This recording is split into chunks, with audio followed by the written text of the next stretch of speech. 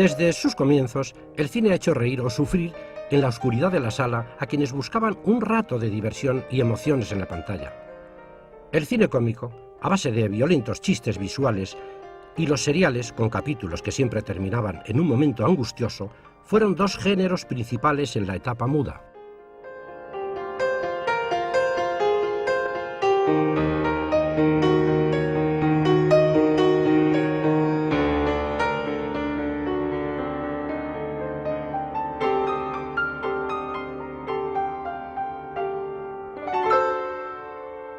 Eran apasionantes, estábamos fascinados. El episodio terminaba siempre en el momento más álgido, ¡ay! Se cortaba para la semana que viene. Y la gente se telefoneaba, pero ¿has visto? Pues no sé qué, y para lo que ha pasado.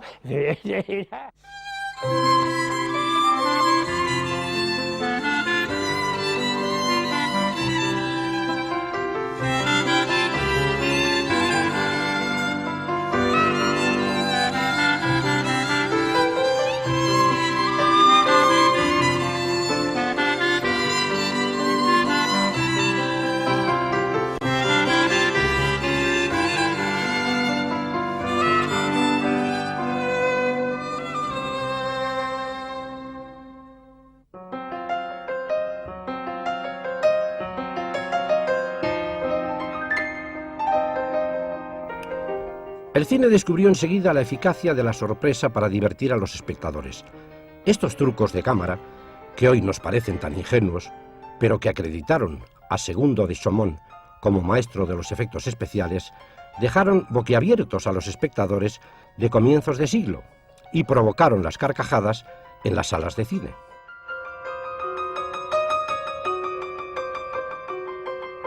Enseguida, la comicidad pasó de la cámara a los actores, y algunos intérpretes, como Miquel Mas, alcanzaron gran popularidad. La comedia muda exigía un ritmo trepidante y buena dosis de batacazos como recurso seguro para hacer reír al público. Así fue en todo el mundo.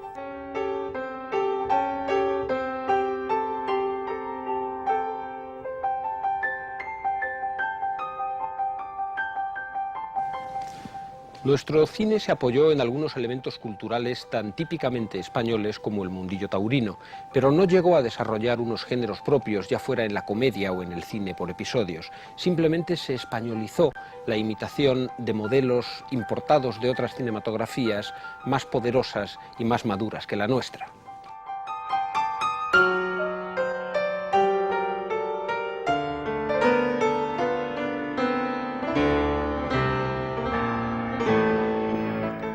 El cine español trató de seguir la misma corriente de comicidad física a base de tartas de crema y persecuciones, que los americanos denominaron slapstick, y exportaron desde Hollywood a todo el mundo.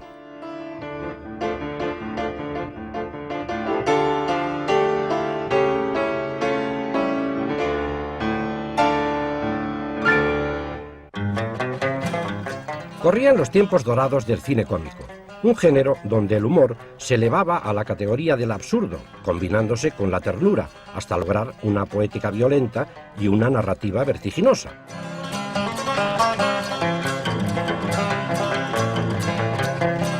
Los grandes payasos de Hollywood, creadores de personajes universales, cautivaron tanto a las mentes limpias de los niños como a las inteligencias más avanzadas de la vanguardia artística mundial.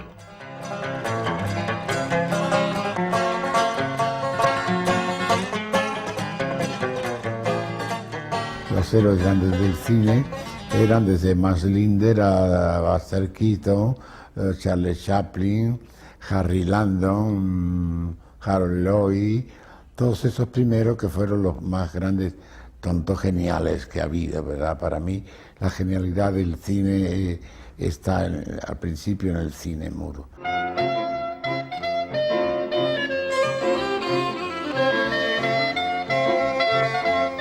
El cine español de humor fue mucho más simple, incluso algo ramplón, y aunque tuviese buenos actores, le faltó poesía. Nuestro cine cómico fue un género auxiliar y se limitó a producir cortometrajes destinados a servir de complemento en los programas. Nunca se le dio importancia artística, aunque proporcionó ingresos que sirvieron para consolidar algunos estudios.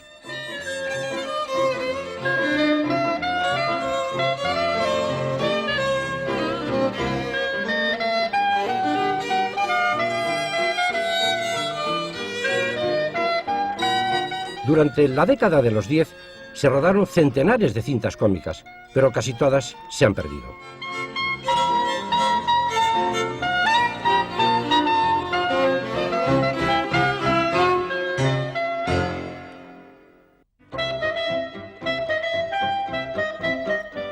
Considerado maestro universal del cine de humor, Charles Chaplin se convirtió enseguida en modelo a seguir, y en las pantallas surgieron multitud de personajes parecidos a Charlot, procedentes tanto de otros estudios de Hollywood como de las industrias europeas.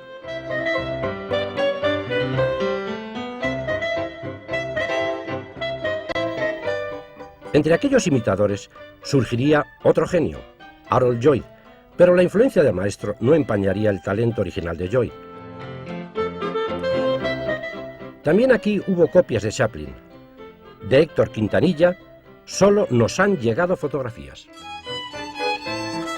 De Benito Perojo, en cambio, se conservan metros suficientes para disfrutar con su Peladilla, personaje descaradamente ataviado con la vestimenta, el bigotillo y el bastón característicos de Charlot.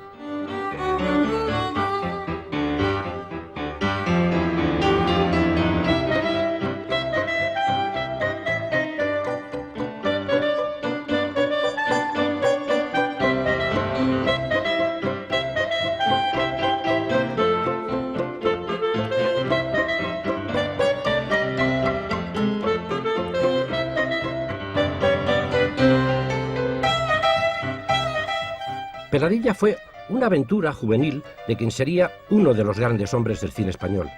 Había una gran ingenuidad en esta copia, y era más un homenaje al genio que un intento de plagio. Y así empecé yo mi cinematografía, y con una gran ilusión, un gran cariño y un gran anhelo. Todo lo que he hecho, lo he hecho de buena fe y con toda la ilusión de mi vida.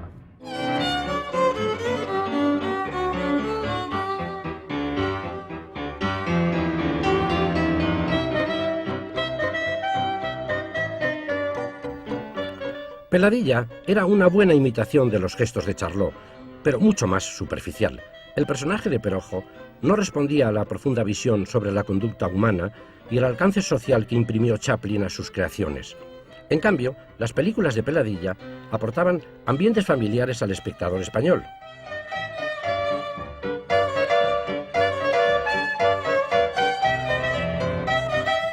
Perojo, que actuaría también en otros cortometrajes cómicos, encarnó 3 veces a Peladilla y su imitación de Charlot alcanzó un gran éxito. Y cuando movía el bastón me costaba mucho porque no sabía moverlo, ¿no? Pero la mejor imitación que he visto yo de Charlie Chaplin es la que hacía Perojo. En realidad lo intentaron muchos hacerlo, pero no lograron hacerlo como él lo hizo.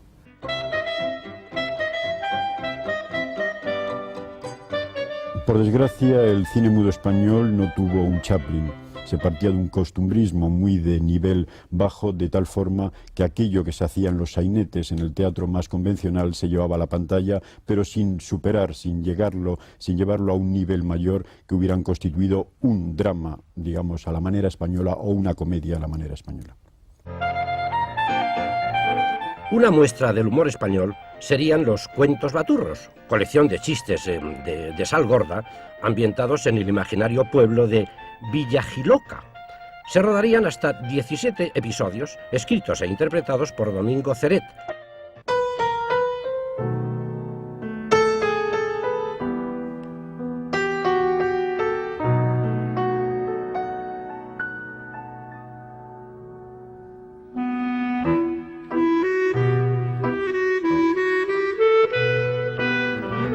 El cine mudo español nunca hizo grandes comedias, ni siquiera en sus años de madurez.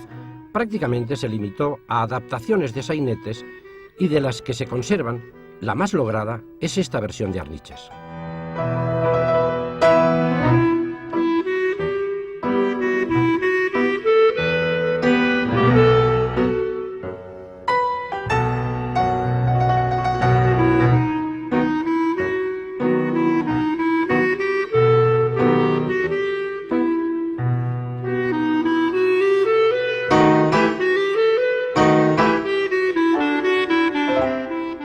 tal vez el cine heredó la pobreza que el género de humor acusaba también en el teatro.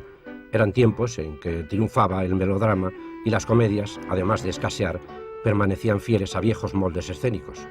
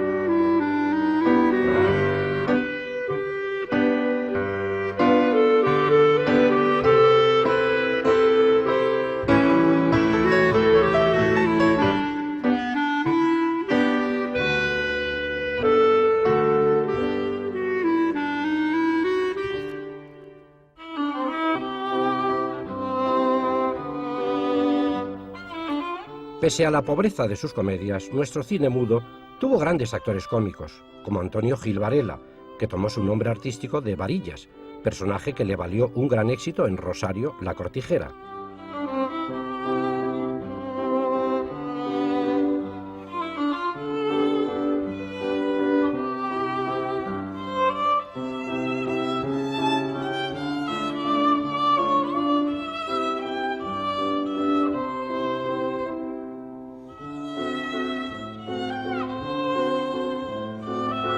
Varillas sería imprescindible en los repartos cinematográficos durante casi una década, pero siempre en papeles secundarios. Tan solo haría un protagonista en una película dirigida por él mismo, Nobleza de Corazones. De ella solo se conservan 7 minutos. La muerte durante la Guerra Civil truncó la carrera de quien fue uno de nuestros mejores cómicos.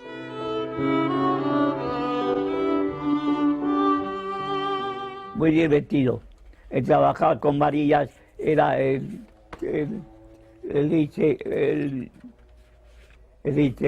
la porra.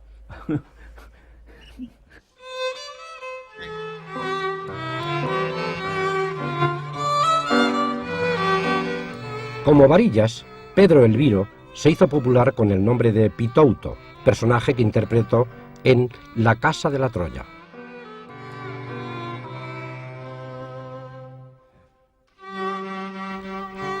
Pitouto, dentro de la espléndida tradición de actores secundarios de nuestro cine, gozó de gran popularidad y desarrolló una larga filmografía que alcanzó a los tiempos del sonoro.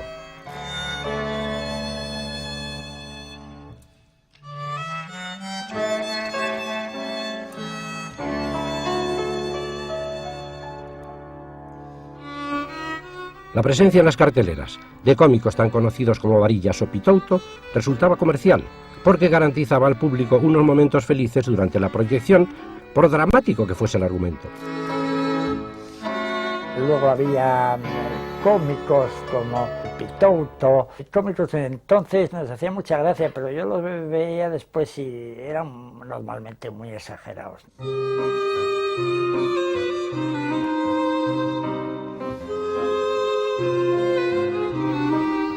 Otra figura cómica fue José Montenegro, actor teatral apartado de los escenarios por una parálisis en las cuerdas vocales. Su gran expresividad le haría triunfar en la pantalla muda, hasta que la llegada del sonido volvió a retirarle. Para entonces Montenegro había rodado cerca de 40 películas. José Montenegro era un actor muy gracioso, con una chispa extraordinaria, con cosas de la época, y hizo mucho cine, fue muy famoso, famosísimo.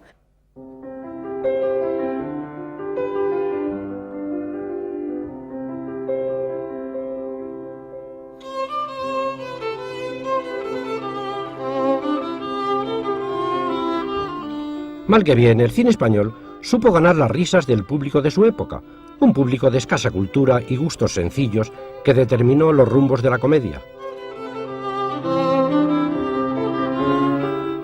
Además, nuestra industria del cine carecía de medios para desarrollar sus talentos y competir con las películas cómicas americanas que elevaron el género hasta sus más altas cumbres.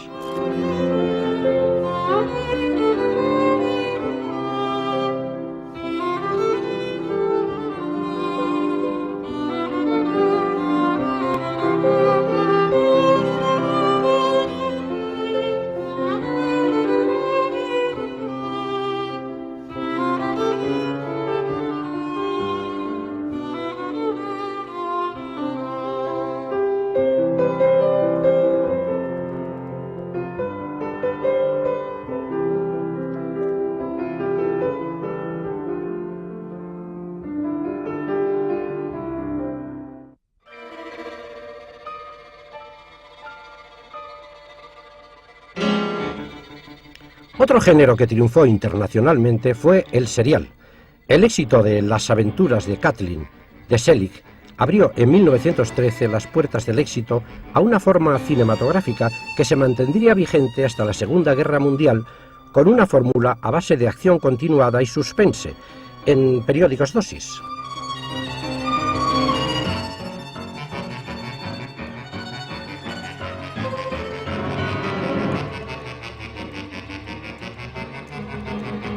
De todas las películas por episodios, la más popular en el mundo entero fue Los peligros de Paulina, cuya protagonista se vería sometida a incesantes y tremebundas amenazas.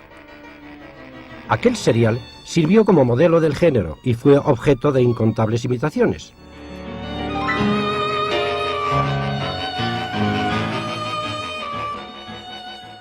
Los géneros nacen en España no espontáneamente, sino por imitación. Se ponen de moda las películas de episodios, pues como Los misterios de París o Los misterios de Nueva York.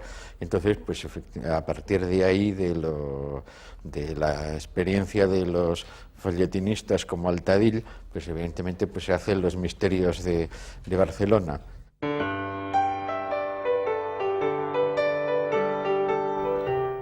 Algunos seriales españoles fueron muy populares, como Fuerza y Nobleza, que contaba entre sus protagonistas con el famoso boxeador negro Jack Johnson.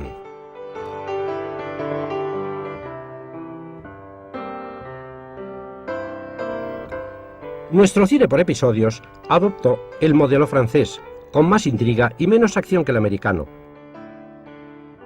La producción de seriales se inició en Cataluña. Los hermanos Baños, en la Royal Film, rodaron varios con gran éxito, pero fueron sobre todo las productoras Hispano Films y Estudio Films, con Alberto Marro y Juan Codina, las que más impulsaron el género.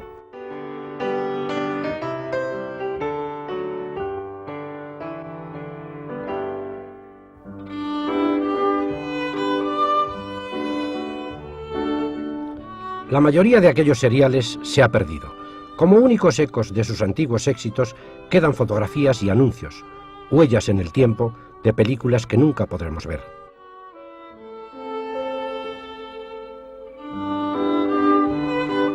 Entre esos títulos inalcanzables está Los misterios de Barcelona, que fue el mayor éxito logrado por el género en nuestro país. Yo creo que no hubo ningún país que tuviera una sala de cine que no pasara Los misterios de Barcelona. Pasaba casi la mitad de ellos en el bajo ambiente digamos, del barrio chino. Muchos temas tocaba. Ya en aquella época ya de Los misterios de Barcelona, ya trataba incluso de la droga.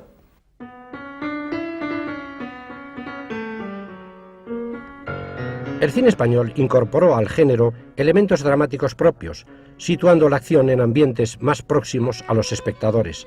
Así, nuestros seriales se poblaron de toreros y pícaros locales.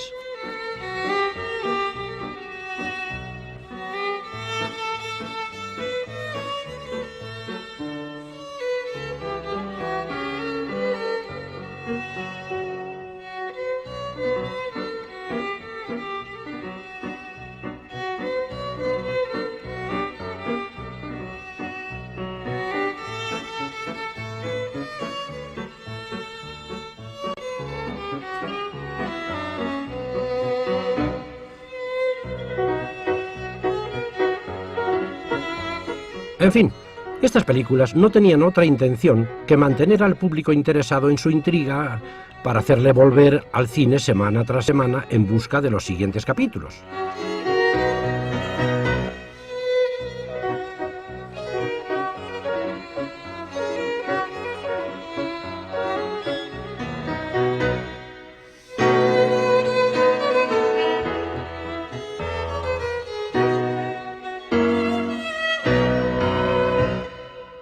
Siempre se pasaban 2 episodios diarios, pero nunca era el 1 y el 2, el 3 y el 4, sino era el 1 y el 2 y el 3, se repetía siempre el segundo y se daba uno nuevo. Entonces la forma de ver la película completamente sin repeticiones de eso era ir un día sí y un día no al cine.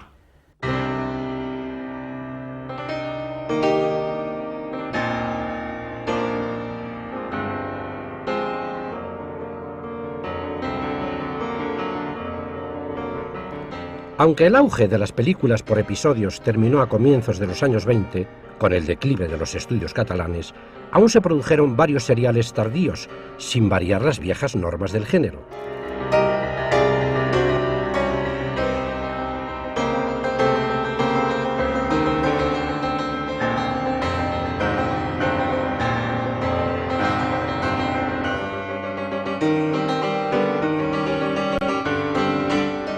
Algunas de las secuencias de aquellos antiguos seriales, vistas hoy, resultan absurdas, incluso risibles, pero entonces servían para mantener en vilo a los espectadores.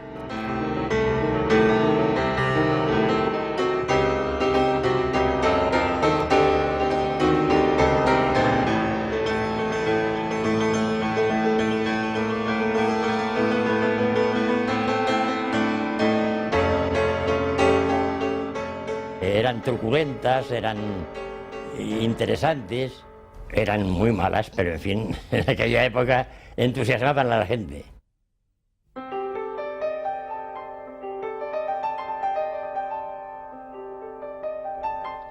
Era un cine sin pretensiones y que respondía a los gustos de la época, pero tampoco estaba exento de valores.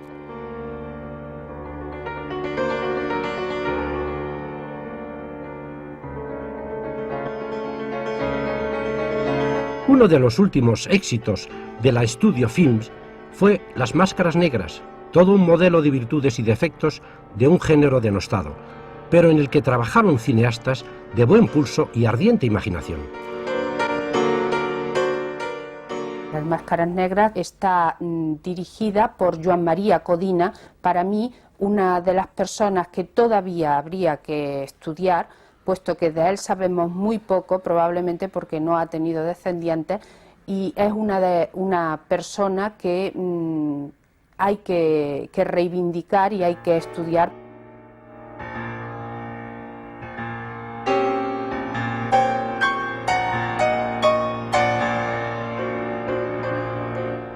Cuando dejaron de hacerse las películas por episodios, desapareció de nuestros estudios un cine de acción sin pausa.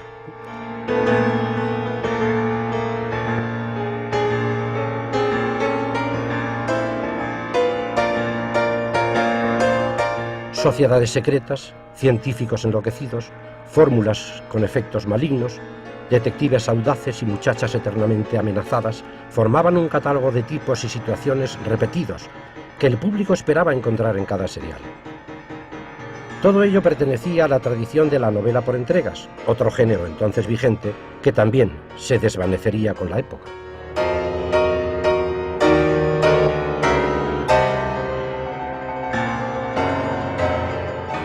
Existían todavía las novelas por entregas, que iba un vendedor y echaba las entregas debajo de la puerta para los suscriptores. El cine por episodios era el traslado al cine de novela por entregas. Los seriales, como aquellas películas cómicas de batacazos y tartas en la cara, formaban parte de las señas de identidad del cine desaparecido con la llegada del sonido. Las risas y las angustias que provocaron en el espectador son ya parte de la historia, imágenes perdidas en un tiempo pasado.